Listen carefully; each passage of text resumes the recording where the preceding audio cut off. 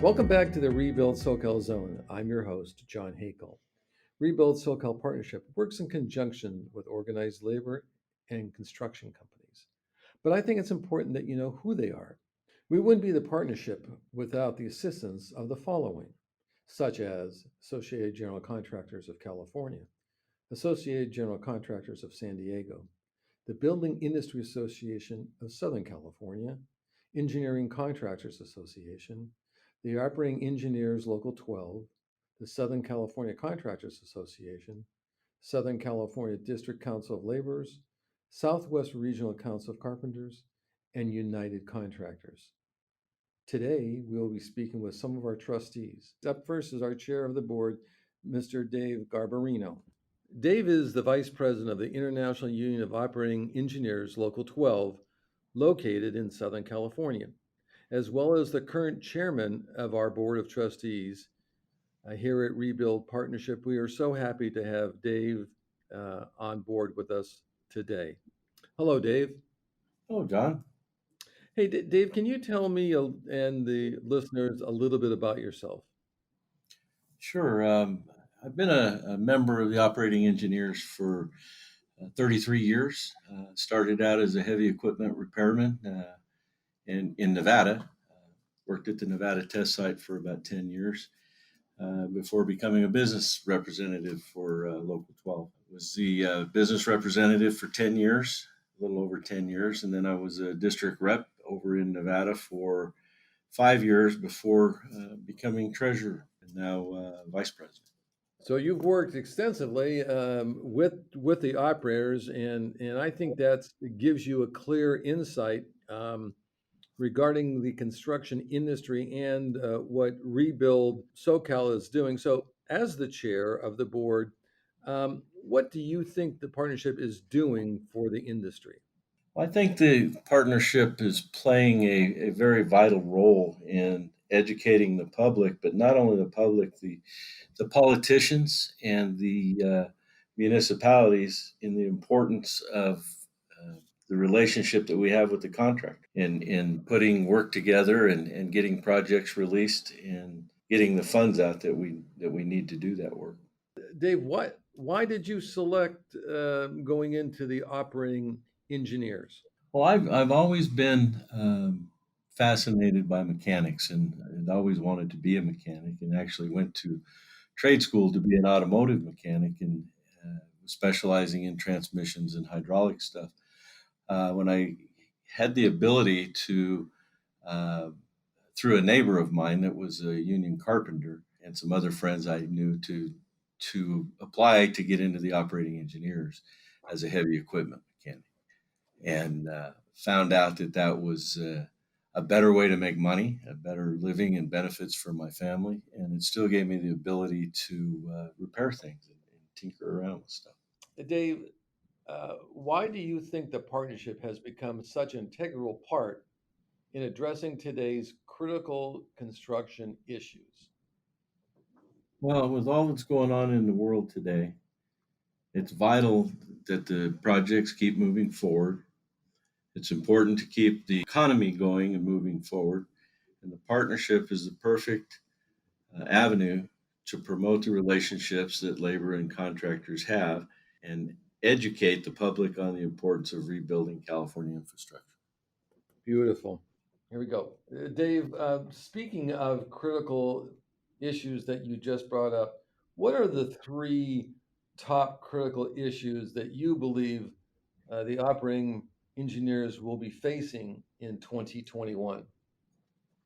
Well, John, I think one of the most important things that we have to look forward to and how to address is to make sure that the funding stays in place for the road projects and transportation projects. You know, with COVID affecting us this year, our work has continued to be very well, and our members have not missed a whole lot of work. But there is a concern on what funding is going to be going into next year when the revenues, we don't know what the revenues are going to be for those projects.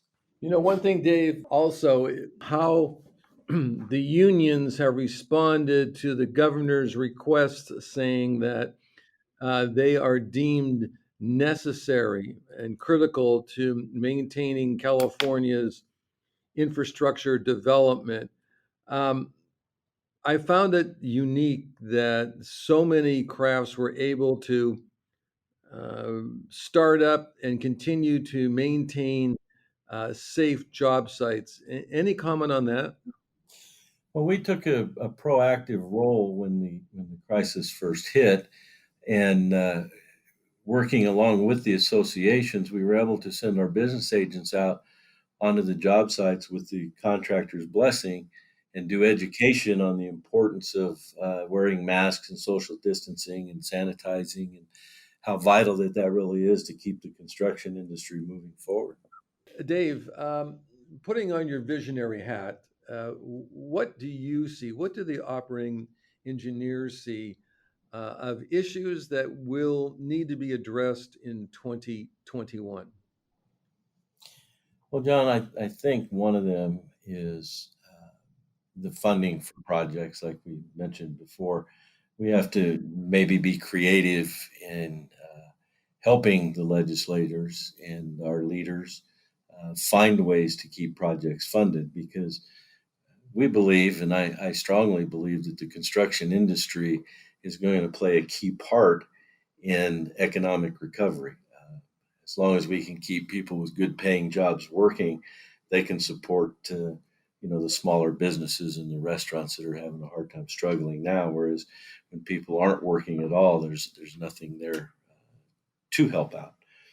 One of the other things that I think is going to be real important, we have a wonderful apprenticeship program, and I believe that our operators that are our members are the best in the world. We need to continue that training, and with COVID, that's challenging as well because we can't hold the classes right now the way that we typically have done in the past. So we're having to find new ways to keep our apprentices engaged and involved, and also get the training that they need. Great, Dave. Thank you. And maybe in closing, I too want to thank you for taking time out, not only of your day job with the operating engineers, but being the chair of Rebuild SoCal. We always appreciate all of our trustees' time to assist the staff in doing things right in our long-term strategic plan. So thank you so much for your time, Dave. No, thank you, John. And I think this the partnership is a great thing, and it's done more than the operators have figured that it would when we started out. It's gone a lot better, and has accomplished things that we didn't think we would. And the educational part of it and reaching out to the general public has helped in a lot of ways, and we really appreciate that. Thank you, Dave, and I really thank your comments. Thank you. Next up on Rebuild SoCal Zone is Jamie Angus. Jamie is the current president and CEO of the Griffith Company and represents the Associated General Contractors of California on our board of directors. Hi, Jamie. I, Jamie, can you tell the listeners a little bit about yourself?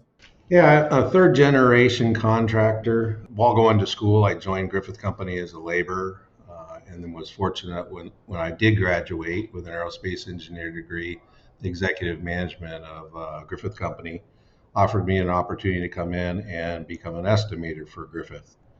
And from there, I worked my way up to the CEO of this company today. It's been a wonderful, challenging experience, but I wouldn't trade it for anything. Here at Griffith Company, we're an ESOP company. We were fortunate enough in 1982 for George Griffith to sell the company to us as employees, which is a little unique and different, in which we're all stockholders of this company and our retirement is based on how well we do. And anybody that is a salary employee, not a craft worker, gets a retirement based on the value of the stock and gets stock every year. With that, George Griffiths gave us also some bylaws to live by in this trade of him selling it to us. One of those is giving back to the industry. The other is forward thinking strategic planning on keeping our company live and vibrant. In doing so, our company has since developed a very unique, robust plan of hiring interns every year. We hire typically about 15 interns every year into this company from various colleges throughout Southern California. The major isn't always specific. It could be a construction manager, it could be a civil engineer, it could be a math major, it could be a physics major. Typically, it's going to be a major in and around some form of numbers because in what we do, everything is based on numbers and value, and cycle times, and production. So we're a heavy civil contractor. A lot of what we do is build freeways, highways, airports, and ports. We typically are a low bid, but soon to go into more design build and hopefully in the future into 3Ps, in which doing so, we have to plan for the future and hire the best of the best and get some really young, talented kids into our group in order to take that next step. Um, like I said, we hire typically about 15 interns every year. And of those 15, about 6 to 7 will stay on permanently for Griffith Company. I don't look at it as a loss if we lose a few of them in the process because we get the time to sit down with 15 of them, me personally, and have a discussion over about 2 hours about our industry, how we treat people, what ethics is all about. Have discussions about how to do business well, and also an understanding that we're all in this business to make a profit, but also to give back to our industry. So as these folks leave us and may go to work for another company, they're instilled all these good ethics and understanding of what construction truly is all about. And it only betters our industry. So, like John, you said in the question, what are we doing to better our industry? It's to hire people into our industry and build our industry up to be a more professional business. When I started at Griffith Company, construction wasn't considered a profession. It was considered more of a craft worker type thing, but it is truly a profession. And every year it gets to be more and more sophisticated, and it takes more and more training in order for us to keep up. And we certainly put our time and place into that. I personally sit on the operating engineers pension trust or health and welfare trust, their apprenticeship committee, and then also on apprenticeship trust. In doing so, we're also trying to elevate with the unions. Primarily, I mean, they're doing extremely awesome job in their apprenticeship programs to train and have skilled workforce. But just like the partnerships for jobs, management and labor got together and we're pushing forward to better our industry and give the utmost training for our craft workers, so we can participate at a whole different level and um, give multiple different opportunities for local hire, no matter what race an individual is. We're trying to get diversification into our industry because that's that's where the future's going, and that's the way it should be. And so, with these discussions, we're able to do this. And through the apprenticeship program, we're able to train people that don't just come in to our industry from maybe a family member teaching them how to build a bridge, but it's also that they are taught from just right out of high school by the unions, and they have a huge opportunity to make a significant amount of money. Our craft workers in today's age is typically anywhere from $42 an hour to $75 an hour, so it's not a bad career. Craft workers can make in excess of $100,000 in today's economy, and is a great place to start. And hopefully, even just because you become a craft worker doesn't mean that you can't go on and go into management like myself as well. So a wonderful career. And in doing this, we all know that the only way to be able to have good craft workers and to have a industry that is continually growing and expanding and filling the needs of our infrastructure development, it has to be sustainable. Sustainability is the key to all of this. And with us joining together with management and labor, I think we're doing this by being able to get a gas tax that gives us some sustainability, to educate the public about what our infrastructure needs are for the future for sustainability. You go through a couple of recessions and it changes things. And so, here at the Partnerships for Jobs, if we do our job right, we'll create the opportunity for sustainability in construction, which only allows us to get better and better people and a better careers for all of us. It's been a wonderful path. At Griffith Company here, we pay a lot of attention to our industry and giving back to our industry, which led me into becoming the 2016 president of AGC of California, which then led me into this opportunity as well with the Partnerships for Jobs, because I believe in around 2017 we had a decision to make on how we're going to inform the public to be able to get infrastructure funding. And with that coming to light, we all got together as an industry and formed the Partnerships for Jobs, and with management and with the labor force to be able to have our voices heard. So ultimately, in the long run of this thing, it's to inform the public and protect our industry for the future. And that's where we are today. And thank you for allowing me to talk about myself a little bit, John. Thanks, Jamie. This blend of what we thought we were going to be doing here, like handling in 2014, to what we're doing now, it's just awesome. Jamie, what do you see going forward in the construction industry in 2021? John, in the construction industry in 2021, it's hard to foresee what's going to happen. It truly is, because the COVID has been so devastating to our state, actually to the United States. Um, we do have good funding in place through SB1, so we do have some good funding out there to carry us through. Like we all know, construction usually brings us out of a recession. It gives people quick jobs, good paying jobs. So I believe for every dollars that's spent on construction, it provides about 70 cents of livelihood into our state for um, to get people working. So what I look forward to in 2021 is I think we're going to have a little bit of a downturn, and it's for us at Partnerships with Jobs to really inform the public about what infrastructure spending does. And by us spending a little bit extra and not just giving away money, but to spend infrastructure funding through the feds, or even if it's a little bit more through the state, to get people back working again and get the economy flowing again.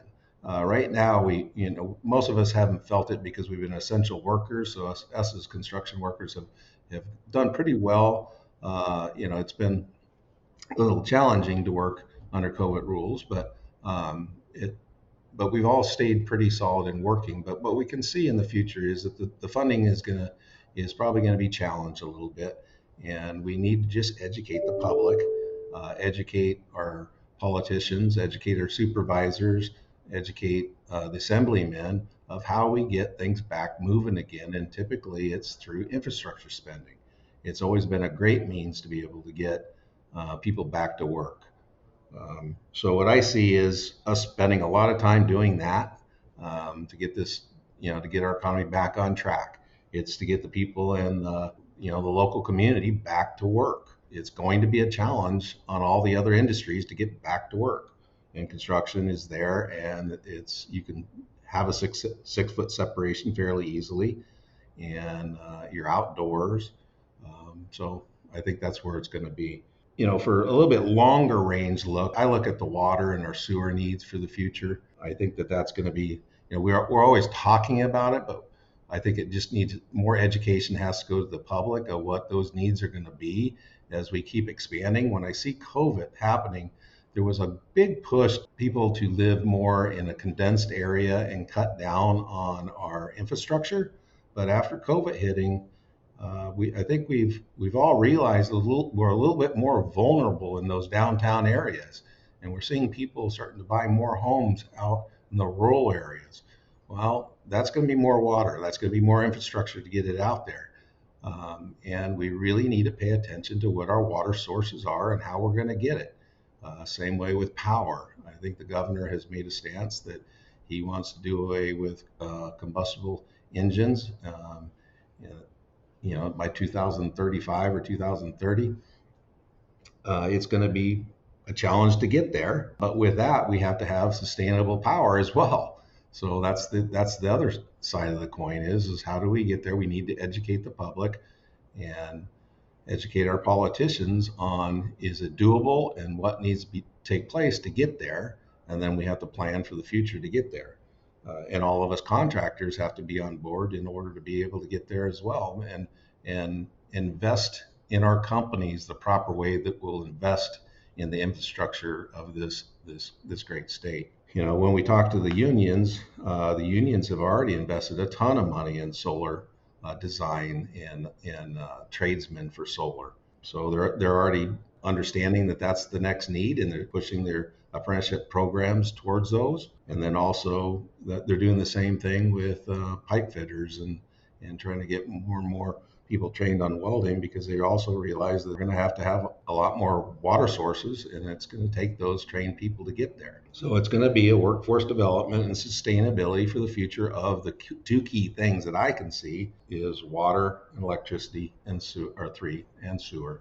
It's going to be tough because no one wants to vote on those things in today's world. So it's going to be an education for all of us to be able to get out there and really push so people understand that when they vote for something, why they're voting for it and what the true need is and the sustainability for them and the safety for them for the future, so they have the ability to be able to live out in the rural areas and not in a condensed area.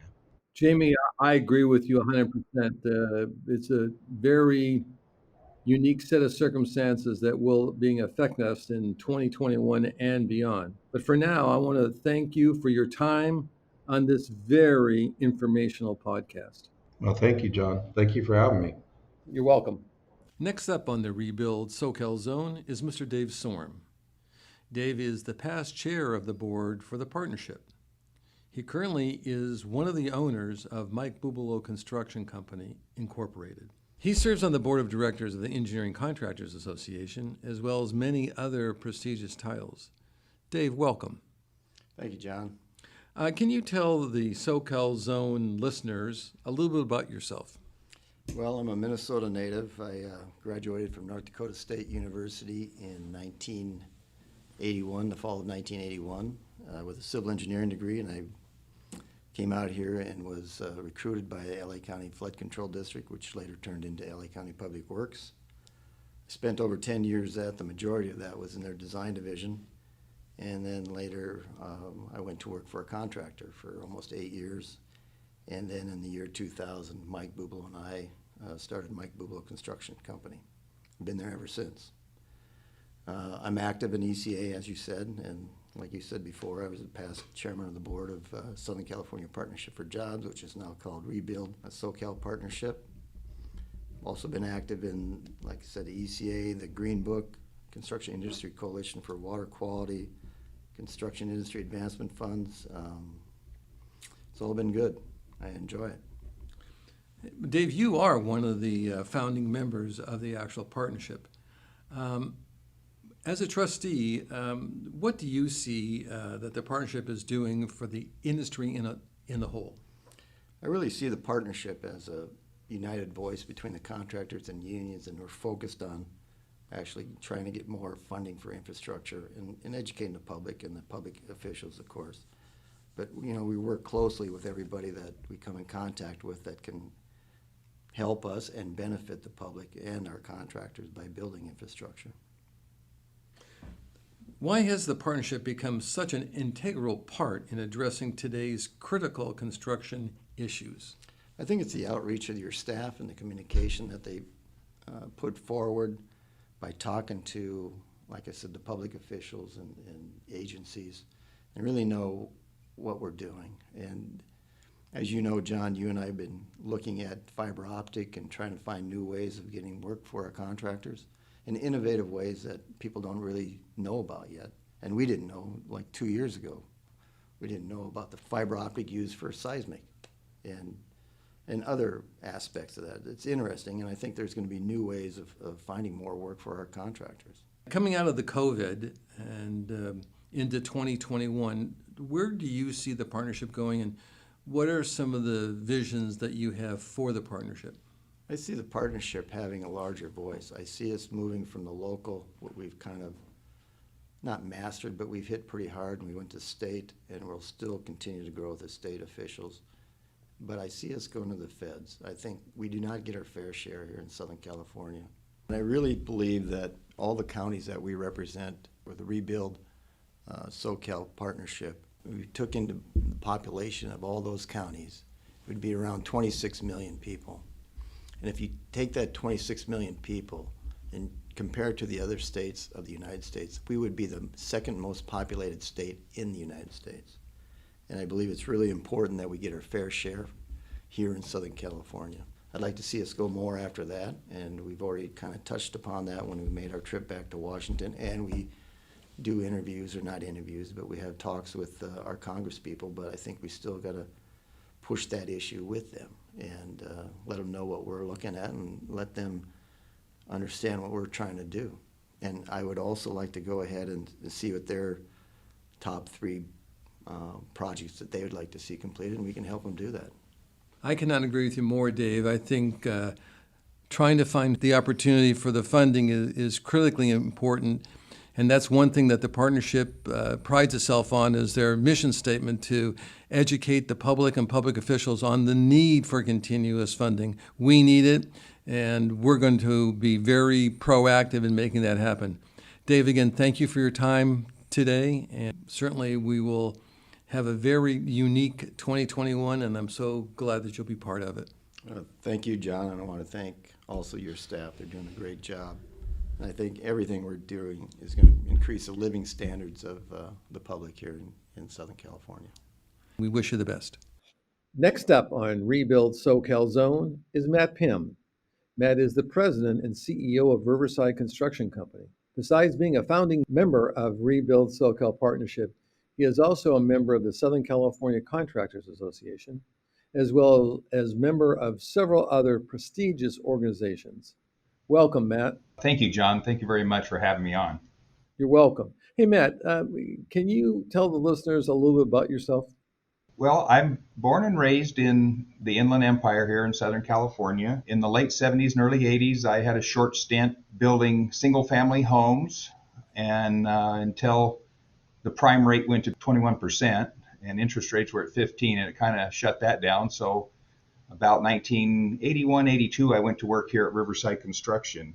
I'm married with 2 adult children, and I enjoy cycling, all types of skiing, and summers on the water at Lake Powell. So that's about it. No, that's a full boat, Matt. And being that you have witnessed the changing dynamics in Southern California, and being that you currently sit on the partnership board, what do you think was the reason that the partnership exists? You know, from my perspective, I think, first of all, it exists on the persistence of several construction leaders, obviously, and the ability to come to the table with labor and reach an agreement on the need to educate the public, for one thing, on the need and the need for infrastructure improvement and for maintenance. In my opinion, I think one of the biggest reasons for that is for the safety, of our families and the traveling public. Secondly, it exists because of the following through with the education to the public and the public seeing the results of that advocacy and getting on board with the partnership. Great answers. Since you are one of the founding members of the partnership, why do you believe the partnership is an integral part in addressing today's critical construction issues? Well, I'll tell you what, I really believe it's because of their director, you, John, and the staff. And in the beginning, their relentless advocacy on behalf of the partnership, going out there and visiting everyone, local politicians, agency heads. I mean, you guys were there from clear from Bakersfield to San Diego, from the ports, clear to the Colorado River to the eastern edges of San Bernardino and Riverside County, and educating those people on the unique partnership we have with labor and management, as I said before, and always, the one thing you always did, and staff, was at the ends of those conversations was asking them, what can we do for you? And I mean, it was a year and a half, 2 years of just going out there and meeting everybody. And I think that's why it's an integral part of addressing today's construction issues, because showing what we could do and then follow through with it. Matt, let me ask you, now you have to put on your crystal ball. This is a very important time in our world, unique time in California, and what will happen in Southern California. So, as you look out into your rolling business plan, what do you think is going to happen to the construction industry in Southern California for 2021? Boy, that is a crystal ball with everything that's going on here. I mean, unless state officials open this economy up, I can see the first shockwaves of that we've already seen. Going to the commercial builders first off, then into single-family construction, which actually I think has a lot of room to grow right now with the right policies. And then for the road and highway maintenance sector, which most of our large part of the partnership contractors are a part of, I think the funding stream is going to be there, albeit maybe a tad smaller on the gas tax side, and on the sales tax side that funds a lot of the self-help counties. I mean, the consumer confidence is steady, and as it showed the last few months in the record purchase of RVs, boats, and the kind, so the sales tax side, I think, is going to stay pretty steady for 2021. So I'm kind of predicting for our part that it's going to stay flat or even increase. And Riverside Construction is actually pretty bullish on it personally, on the personal side, and we'll be going ahead and upgrading equipment and moving forward that way. Matt, those are good, strong, positive opinions. And as you know, the partnership is more than willing to work with not only our trustees, but the industry in general to make that mission happen. And we will be certainly getting ready in 2021 to kind of explore frontiers that maybe we never thought of due to the pandemic. But having a strong board like we do with you sitting on it is truly an asset to all of us. And we do thank you for your time. And let's see what happens. I agree. I'm bullish, and we all appreciate you and the staff's help as well. Matt, thank you so much. Thank you, John. Next up on Rebuild SoCal Zone is Pete Rodriguez. Pete is the current president and chief operating officer of the Southwest Regional Council of Carpenters. Hello, Pete. How you doing, John? Good, good. Hey, thanks for taking some time out. I just want our listeners to know a little bit more about you. I am Pete Rodriguez. I am a proud father of two young ladies, happily married with the wifey Hilda Rodriguez. I'm a 24-year member of the Carpenters Union. Got in as a first period apprentice. Finished my school 4 years later, or my apprenticeship program. Got into the trade via my dad, my pops. He was a member of local 652 out of Santa Ana, La Una.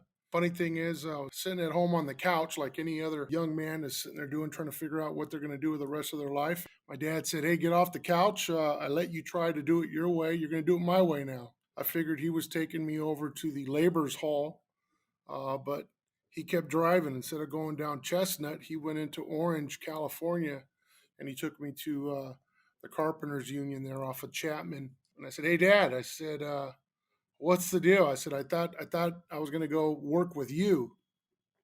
And he says, "You're not going to work with me. That was my job. I came all this way from Mexico. It was my job, and it's my job to hold the shovel." He goes, "It's your job to be the project manager, to be the carpenter of a job site. You got to be better than I am." He goes, "Everybody that I work for, that I'm around, always talks about wanting to be a carpenter, but yet I'm yet to meet a carpenter that tells me that they want to be a laborer." He goes, "My kid's going to be a carpenter. If you're going to be in construction, that's where you're going to be." We're still working together. I mean, you don't fall too far away from the tree. So I'm a heavy highway carpenter. My dad worked on the bridges as well. He poured the concrete. I built the forms that they would pour the concrete in. So essentially, we're looking at each other, right? We're working across from each other, or whatever the case may be. So if it wasn't for him, trust me, there was plenty of times where I thought, "What the hell am I doing out here? This is crazy." But the pride kicks in, and you got your old man sitting there, bird dogging you, and so days that you felt like you wanted to slack off, you knew that there was more involved than just your reputation. Now, if you decide to take the shortcut and leave or not show up and not do your part, your dad's reputation gets impacted, and that's a big motivation for me. I don't know if you know, John, but my dad was an undocumented worker, and so he passed away a proud American citizen. Everything I do represents his journey and then some. And many of the things, even now today, never be outworked, never be out hustled. Always make sure that you're taking the extra steps to make every move count. I could take it back to my old man making sure and telling me, "Hey, it's your job to be better than I was. I did what I had to do to get here. It's your job to take it to the next level for your kids." So those are kind of key things that I try to stick to that motivates me. Wow, that's a unique story because you're right. Historically, in the family, if one person is in a craft, there's kind of that generational flow to the other. And your dad said, "Hey, no, I'm gonna have you go here and continue your own career path." But that is a fantastic story. This is why folks are in it for 40 years, because they've built up such a friendship, a partnership, and quite candidly, in your case, a family. You don't hear that often, Pete. You don't. Stuff like this is the motivator that we believe will have a ripple effect. So that's perfect. Absolutely perfect. Pete, what do you see as an active union trustee that the partnership is doing for the industry? What is the partnership doing for our industry? I basically call you in the Rebuild SoCal the chemist. You've got all the ingredients, that's labor, you've got the associations put together in one room under one roof, and you're having to mix those ingredients and show the rest of the community and those who's who that make the decisions on who's going to be building what, when, and where, and how. You're the voice that brings everything together and says, "Hey, the guy that's wearing blue jeans and he's got the dirty boots and he's got dust all over his shirt, I represent them, not him, them as a unit, them being the contractor, them being the worker, them being labor as a whole."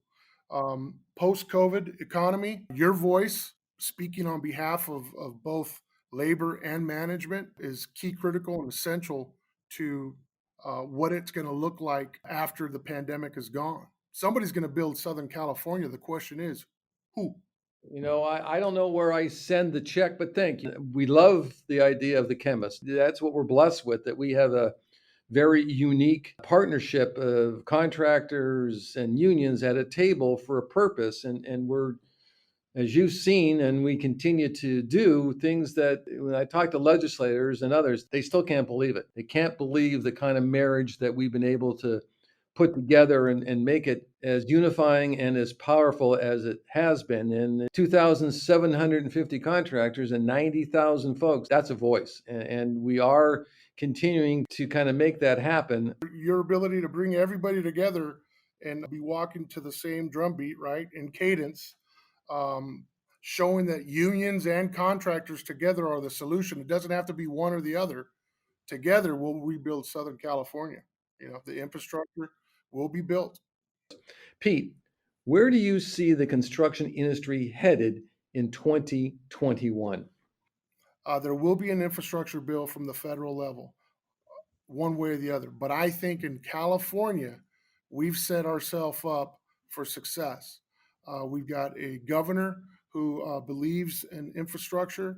Los Angeles has a mayor who is high on infrastructure. We've created a dynamic in Southern California that in the near future, 8 years from now, we'll have the Olympics. Before the Olympics comes to town, you'll have your World Cup that'll be here, and I would imagine they'll have the All-Star game that'll come to Los Angeles. Los Angeles is the hub, the economic hub. So if Los Angeles builds, San Diego gets impacted, the Inland Empire gets impacted, and so forth. The Gold Coast will see the fruits of that as well. You've got the train that'll come from Vegas to Victorville, then you got the Victorville to Rancho Cucamonga. There's a ton of opportunity out there for our members to keep working and for contractors to make money hand over fist. What I'm looking forward to is starting to get back into the residential market, John. I see a world of opportunity there. I see contractors that are going to look towards labor and saying, we need help getting qualified hands on these jobs. I see workers that are looking at us asking for the ability to feed their families via skilled and trained programs. And I see developers who also need help from labor with regards to environmental language and getting projects approved and so forth. So I don't see it as doom and gloom. I believe that, we will hit a couple bumps in the road, but I truly believe that once we get past those bumps in the road, first quarter, maybe going into the summer, we're going to take off, and Southern California is going to be booming. I really do believe that. If we were somewhere in the Midwest or something like that, I'd say, hey, I don't know, John, but Southern California, we've really set ourselves up for success here long term. Perfect, Pete. I love the comment too that you said with all this work, and everything you said is true. Not only the work, but look what's coming. I mean, we do have the Olympics, we have the World Cup, we have all this stuff, and quite candidly, it's all got to be built. I mean, the mayor and others have talked about the actual necessity to get the people mover done, to get all this done before the games come, because this is going to be LA's shining moments. So you're right. It's not cheap to live in California by no means, but we charge a premium price to do a essential job to be able to live in probably, in my opinion, the greatest state in this country. We could. You could be an hour away from the beach, an hour away from the desert, or an hour away from the snow on any given Sunday, and be making great wages and put your kids to great school. Does it cost to live here? Absolutely. But they don't write songs about places that are unconsequential. You know what I mean? The greatest songs ever written are about this state. And I'll go back to my dad, an undocumented worker who was able to live in Southern California and make it. Who in the hell am I to say I'm not able to make it or anybody else?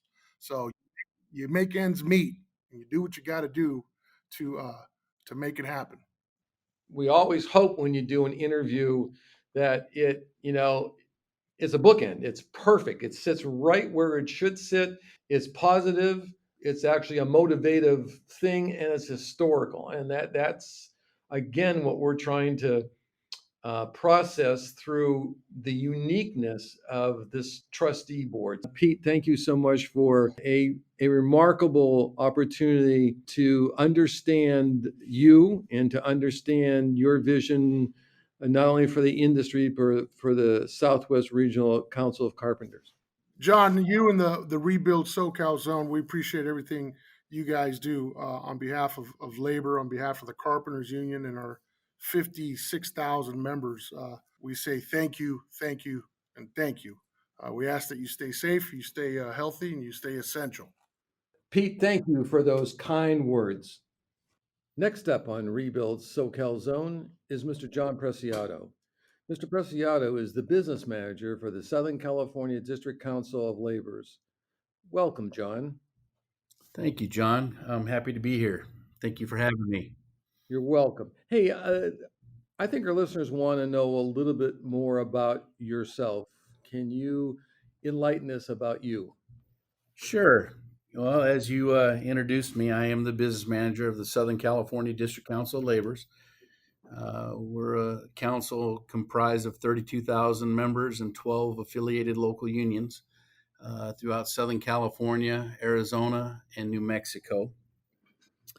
I've been a union representative or a labor relations representative for about 35 years. I started in 1986 at the Center for Contract Compliance. I created that program. And from there, I went from compliance to organizer to business agent and everything in between, even served a stint with management as the labor relations director for the Associated General Contractors of California in the Southern California region. I've been to our trust funds. I ran our collection department. In fact, took it in-house from a third-party administrator to a private corporation made of the trust funds, and then became a business agent again in the year 2000. So I've done a little bit of everything in the business of the union construction sector, and it served me well. John, having said that, I just want to maybe dive a little deeper. Why did you select being in the laborers union as your career path? Well, that's an interesting question. Actually, in 1986, after graduating with a Bachelor of Science from San Diego State University with a criminal justice degree, my intent at the time was to become a police officer and then work my way through law school and then actually become a DA and then get elected the DA in San Bernardino County, which is the county I was born and raised in. When I graduated, the laborers that approached me, a gentleman by the name of John Smith, he thought my degree was a law degree, but it was criminal justice administration. And he wanted to know if I could help set up a program that they were putting together that used the laws on the books in the labor code to mandate the payment of prevailing wages and apprentices, the use of apprentices in the public contract code. And he wondered if I could A, read law and understand code, and two, if I'd be willing to help set this program up. And I said, sure, I could do that. But I assured him that this was going to be a temporary spot for me, that I had other plans and I was moving on, and I was actually on the hiring list and waiting to go to an academy for one police department and one sheriff's department. Make a long story short, my academy dates came, I passed them up, and I've never left. I took to this like a fish to water and enjoyed every minute of it. Despite being warned by my grandfather, who was a union representative of 42 years, not to get into this side of it because of all the politics and what have you. But I love representing people. I love negotiating contracts, and I like helping contractors as well. It's a symbiotic relationship. We need them and they need us, and I enjoy the partnership. Thanks, John. That allows our listeners to kind of get a profile on you, a little bit more on who the laborers are. So thank you for that. What do you see as a current union trustee that the partnership is doing for the industry? Well, I think the partnership does a service for the industry like no other program out there. We do have a program with the laborers called LESIT. That's an acronym for Laborers Employers Cooperation and Education Trust. but it does a good job for what it does. But the partnership is something special, and the ability of the partnership to keep the needs of construction, and not only because it wants to promote construction, but because it wants to promote public safety with our crumbling infrastructure. The partnership does a great job of holding public officials and elected officials accountable in a way that I've never seen before, where they actually enjoy having us bug them because we give them evidence through the partnership.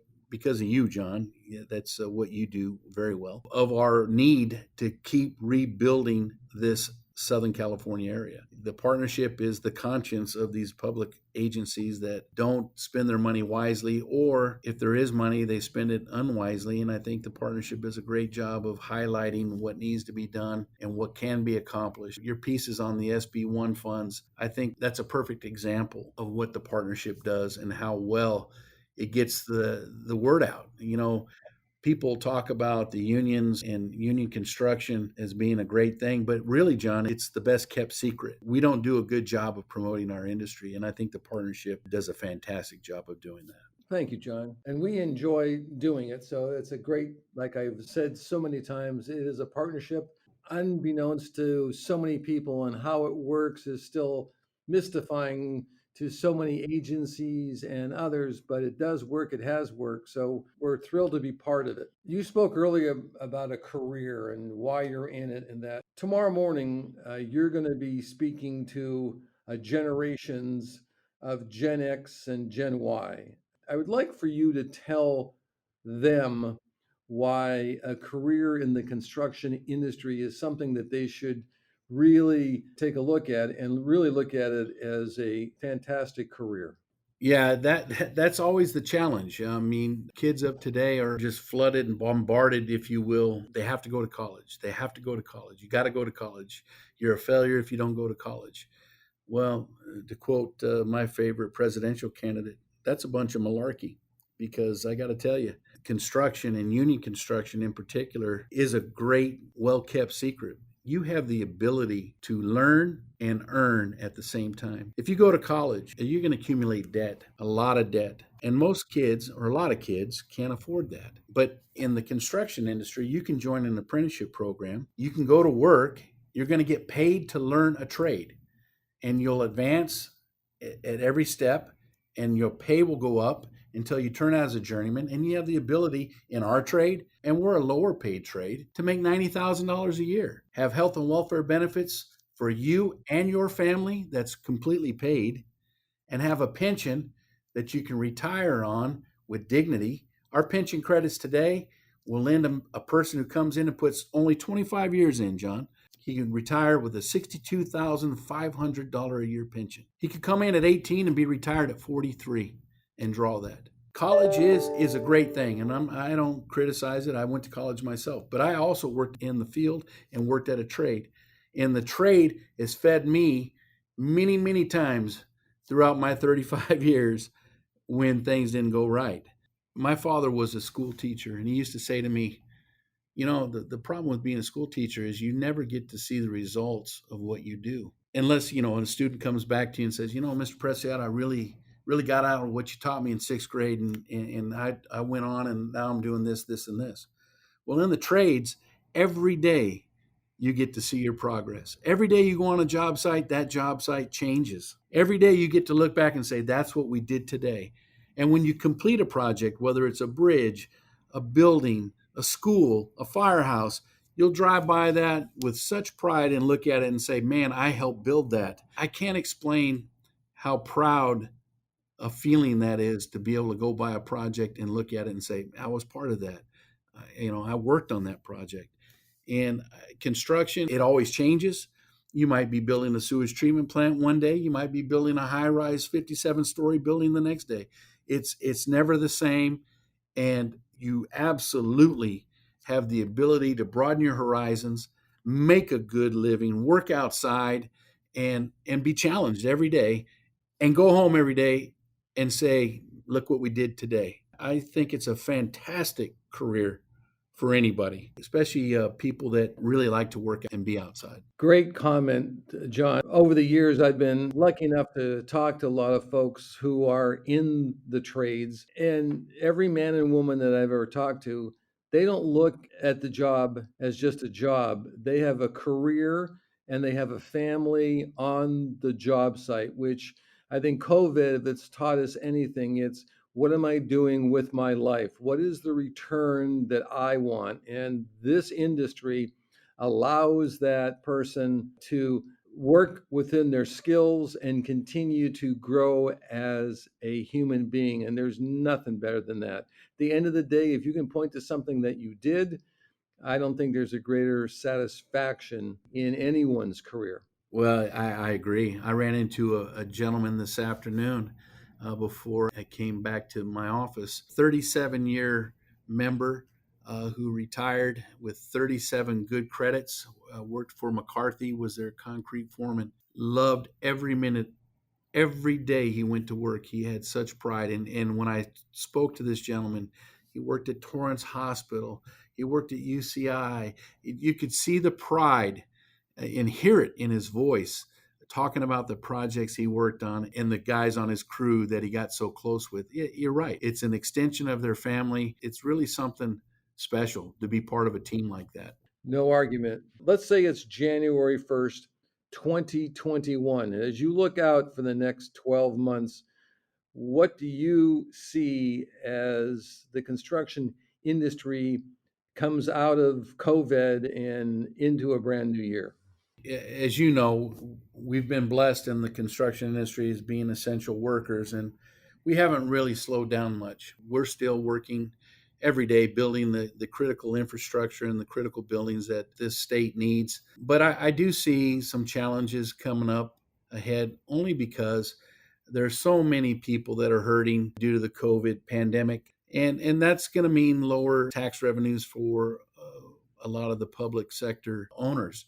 And I think that we could see a little bit of a crunch, if you will, to come up with dollars to continue on with the critical infrastructure that we so desperately need. I think a couple of saving graces, though, that will help us will be the fact that we have the Olympics coming and we have World Cup coming, and we have to continue to get ready for those events.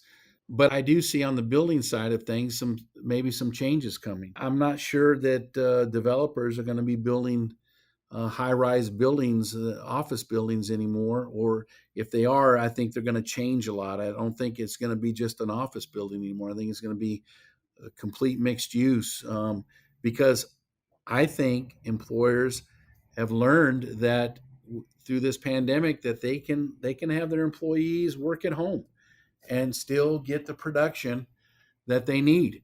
And I think that may affect the office space segment of the industry. The one sector of the industry that I see completely booming, and I have talked to developers about it, and they see it for the next 10 years, is the logistics and the warehousing. That's going to continue to boom. And as you know, John, the laborers and the carpenters in particular are heavily involved in that segment of the industry. I think we have right now a backlog of probably over 100 million feet of work out ahead of us that we will do. So I think that segment of the industry will be the shift from maybe the high rise to logistics. The reality is this state cannot afford to back off the pedal when it comes to building our infrastructure. It's crumbling. It's lacking in many areas. And for the fifth largest economy in the world, or the sixth, we can't afford to not have the infrastructure in place to be able to support the people and the businesses and the commerce that come through this area. So I'm hoping that the governments will get creative and figure out maybe through private-public partnerships how to fund these programs and projects and keep it going because we desperately need it. I just want to again thank you, John, for your insights into a little bit about yourself, where you think the partnership has tremendous assets, and then kind of your vision as relates to where our industry is headed in not only 21, but for several years ahead. So we thank you for your time, and we look forward to speaking with you again. Thank you, John. Thank you very much. Next up on Rebuild SoCal Zone is Steve Clark, Mr. Clark is the Vice President of Labor Relations at Granite Construction.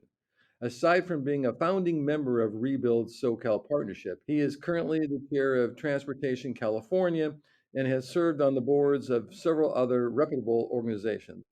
Welcome, Steve. Thank you, John. How are you? I'm good, thank you. Hey, I just want the listeners to kind of get a little flavor of who you are. Let's talk a little bit about yourself. Yeah, you bet. John, I'm a second generation operating engineer. Started this my career in construction literally back in 1977 as a day laborer.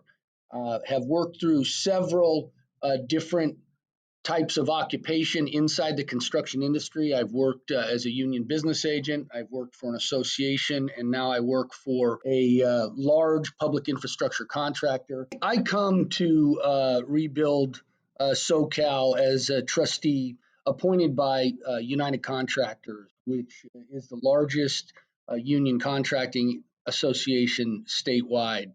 Um, as a vice president here at Granite, I'm very happy to support that group in our collective bargaining efforts with our union partners in our transportation arena.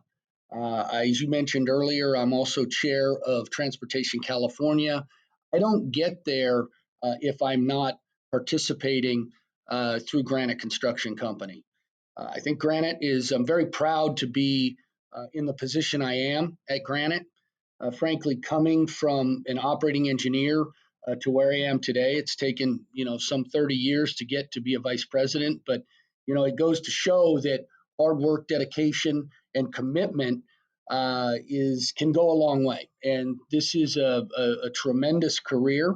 I could not be a vice president at Granite Construction Company without all of my experiences with labor and with management. And I come to Granite and find that it is a company that is absolutely committed to its community. We build freeways, we build bridges, we build airports, we do those sorts of things, provide tremendous jobs for the youth of our apprenticeship opportunities are amazing. Granite is clearly focused on developing people, building great projects, and delivering great community uh, assets for the taxpayer, frankly. Very proud of all of that. The industry has always been very, very good to me. My father taught me a lot as I got into it, and I've really been able to participate with some really great organizations. And I couldn't be here where I am today as the vice president of a large company without all of the background that I've had, both on the labor and the management side of things. Hey, Steve, thanks. That's a great kind of recap on who you are and, quite candidly, the years that you have given back to the industry. Being one of them is the partnership. As a current trustee, what do you see as the partnership doing for the industry? Yeah, that's a great question. I think that the partnership is playing a very, very significant role in the education and the advocacy around gaining sustainable funding for transportation and infrastructure in the state of California. I think this is particularly important with respect to the safety of the traveling public.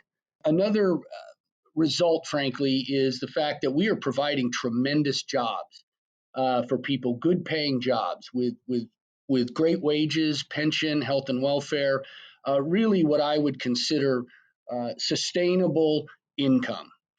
The other thing that comes along with that is career opportunities for non college bound or even college bound individuals that want to work outside, that want to have a great career.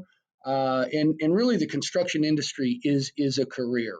Whether you're an operating engineer, you're a laborer, or you're a carpenter, you are doing some great things for your community in terms of our public infrastructure, which is critical to the economy of California. Very good. Let's do a little deeper dive, Steve. Why do you think the partnership has become such an integral part in addressing today's critical construction issues? Yeah, John, I think that we speak to everyone. Being a labor management group, having the support of our unions, which are the people that are building the infrastructure for our state, but also the contractors that are building. So it is a great partnership that really is travels both sides of the aisle. Frankly, whether you're a Republican or a Democrat, we've got it all, and it's great to have this sort of collaboration, to have this sort of input from the stakeholders that represent the employees, frankly, that are building the work, and that represent the contractors that are building the work. Let's take an opportunity now to put on your hat to see into the future. Certainly, there are so many things out there, whether it's COVID or potential shortfall in transportation or potential economic stimulus package. What do you see lies ahead for the construction industry in 2021? Yeah, I think COVID is on everyone's mind. What is it? What is it going to do to our economy? How's it going to impact our industry, the construction industry? And I think we're very, very fortunate that we have been designated and maintained as critical to our economy. And I think that we're going to have to continue that. We're going to have to continue to look at the needs of the public infrastructure, uh, roads, highways, bridges, airports, and the history of this has really always been around gas tax, and with climate change and all these sorts of things coming out. We've got to continue to look at how do we continue to build the revenue streams that will allow us to continue to maintain this public infrastructure, which is absolutely critical to people that are out there in our economy, as well as to businesses across the state. Thanks, Steve. John, one of the proudest things one of the proudest moments I have had in my career is actually being a founding member and helping the development of Rebuild SoCal. I think it's a critical asset, frankly, to the state, Southern California in particular, and very, very proud of the fact that we're providing great funding opportunities for the construction industry, and most importantly, to our craftspeople, the people that are actually out there building the work, and out there in the elements and working every single day. They are true professionals, and my hat is off to those folks every single day. Steve, thank you very much. Great sentence. And we as staff are proud to be part of this, and we can't wait to continue our growth in 2021 and beyond. Again, Steve, thank you. Thank you, John. I much appreciated.